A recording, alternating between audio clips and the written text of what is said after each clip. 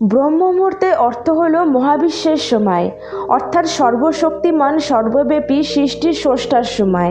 24 ঘন্টার মধ্যে সবচেয়ে অলৌকিক সময় হলো এই ব্রহ্ম মুহূর্ত, যখন আকাশের ঐশ্বরিক শক্তি এই পৃথিবীতে তার শীর্ষে থাকে এবং মহাবিশ্বের এই ঐশ্বরিক শক্তি আপনাকে জীবনের প্রতিটি ক্ষেত্রে আধ্যাত্মিক, মানসিক, বৌদ্ধিক এবং সামাজিক সাফল্য দেয়।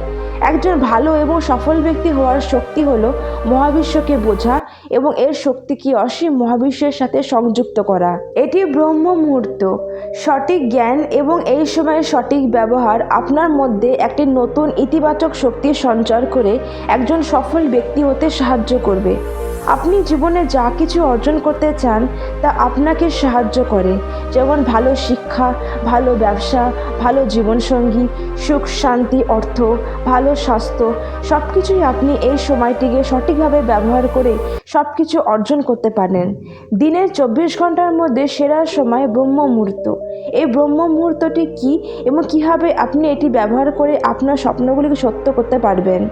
যদি আপনি এই সময়ে উপস্থিত বিস্ময়কর অলৌকিক ঐশ্বরিক সম্ভাবনাগুলি সঠিকভাবে বুঝতে পারেন, তবে এই সময়ের সঠিক ব্যবহারই আপনার জীবনে সাফল্য এনে দিবে। প্রতিদিন ভোরে ঘুম থেকে ওঠা এবং ধ্যান করা ভালো বলে মনে করা হয়। হিন্দু বিশ্বাসে ব্রহ্ম মুহূর্তকে সেরা সময় হিসাবে বিবেচনা করা হয়। কথিত আছে যে ব্রহ্ম মুহূর্তে বায়ুমণ্ডলে পজিটিভ এনার্জি থাকে। এই সময় করা সমস্ত কাজ সফলতা পায়। শিখ ধর্মে একে অমৃত বেল বলা হয়।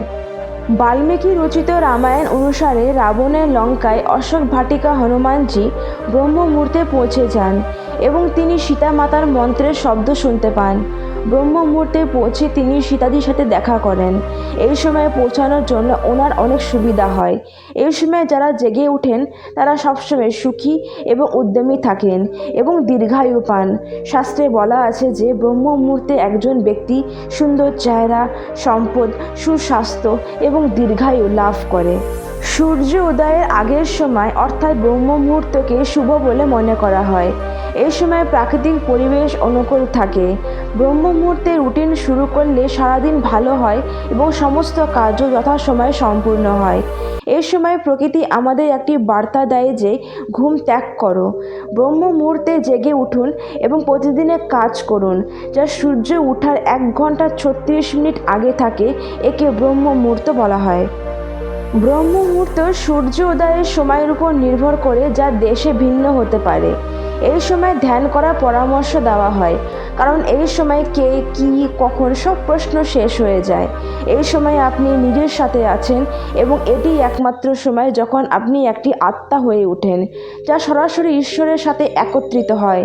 যারা ব্রহ্ম মুহূর্তের প্রতিদিন ঘুম থেকে উঠেন তাদের সাফল্যের সম্ভাবনা বেশি থাকে। বাস্তু অনুসারে এই সময়ে পুরো পরিবেশ আমাদের মধ্যে ইতিবাচক শক্তি ভরে থাকে এবং আমরা যখন সকালে ঘুম থেকে উঠি, এই শক্তি আমাদের অভ্যন্তরীণ শক্তির সাথে মিলিত হয়।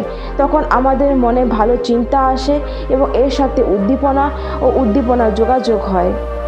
ব্রহ্ম মুহূর্তে যে কোনো কাজ করলে পুরো পরিবেশে ইতিবাচক শক্তিতে ভরে যায় এবং এই শক্তি আমাদের অভ্যন্তরীণ শক্তির সাথে মিলিত হয়।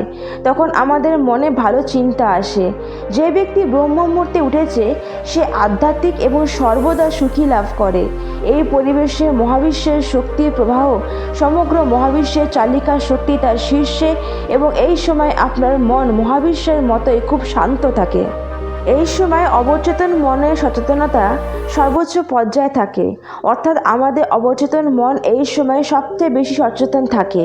এই ঐশ্বরিক শক্তিকে আকর্ষণের শক্তি প্রয়োগ করে সর্বোত্তম সময়, কারণ অবচেতন মনকে ঈশ্বরিক শক্তির সাথে সংযুক্ত করে চিন্তাগুলিকে বাস্তবে রূপান্তর করার জন্য মানসিক চাপ, উদ্বেগ, নিন্দাহীনতা, বিষণ্ণতার মতো হিংসাত্মক মানসিক ব্যাধিগুলি চলে যায়। সুস্থ ফিট রাখার জন্য উপযুক্ত সময় যারা ব্রহ্ম মুহূর্তে উঠেন তারা জীবনে বেশি সফল হন। বিজ্ঞানীদের মতে ব্রহ্ম মুহূর্তে বায়ুদূষণ মুক্ত থাকে। এই সময় স্বাস্থ্য এবং লক্ষ্মী উভয় বৃদ্ধি করে। এইভাবে হিন্দু ধর্মের শাস্ত্রে ব্রহ্ম মুহূর্তের গুরুত্ব বহুবার বলা হয়েছে। অক্সিজেনের সর্বোচ্চ এবং বিশুদ্ধ বাতাসের শ্বাস নেওয়া ফুসফুসের সুস্থ রাখে এবং আপনার মস্তিষ্কে শক্তি দেয়।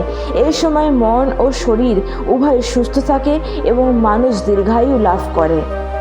এছাড়াও উপকারিতা রয়েছে, যেমন এটি আপনার শক্তির মাত্রা বাড়ায়, পরিপাক তন্ত্রকে শক্তিশালী করে, রোগ প্রতিরোধ ক্ষমতা বাড়ায়, রক্তে পিএইচের মানকে ভারসাম্যপূর্ণ করে, ব্যথা স্ট্রেস দূর করে। এই সময়ে সবচেয়ে শুভ বলে মনে করা হয়। এই সময়টি ভালো কাজের জন্য ব্যবহার করা উচিত। ব্রহ্ম মুহূর্তের সময় আপনি যে ঈশ্বরকে মানেন সেই ঈশ্বরের মন্ত্র উচ্চারণ করতে পারেন। এই সময় করা প্রার্থনা সরাসরি ঈশ্বরের কাছে পৌঁছায়। ব্রহ্ম মুহূর্তকে পূজার জন্য সর্বোত্তম মনে করা হয় এবং আমাদের ব্রহ্ম মুহূর্তে উঠে এই 3টি কাজ করা উচিত। প্রথমে ধ্যান করা। মেডিটেশন হলো নিজের সাথে দেখা করার সর্বোত্তম উপায় এবং পৃথিবীর বাকি মানুষ যখন ঘুমাচ্ছে তখন ধ্যান করার জন্য এর থেকে ভালো সময় আর কি হতে পারে। দ্বিতীয়, আধ্যাত্মিক জ্ঞান বা প্রজ্ঞা অনুভব করার জন্য ব্রহ্ম মুহূর্তে সবচেয়ে উপযুক্ত সময়। প্রাচীন ধর্মগ্রন্থগুলি পাঠ করুন বা জ্ঞানের সাধারণ নীতিগুলি পুনরায় আবিষ্কার করুন। এই সময় আপনি যা পড়বেন, লিখবেন, শুনবেন তা সর্বদা মনে রাখতে পারবেন।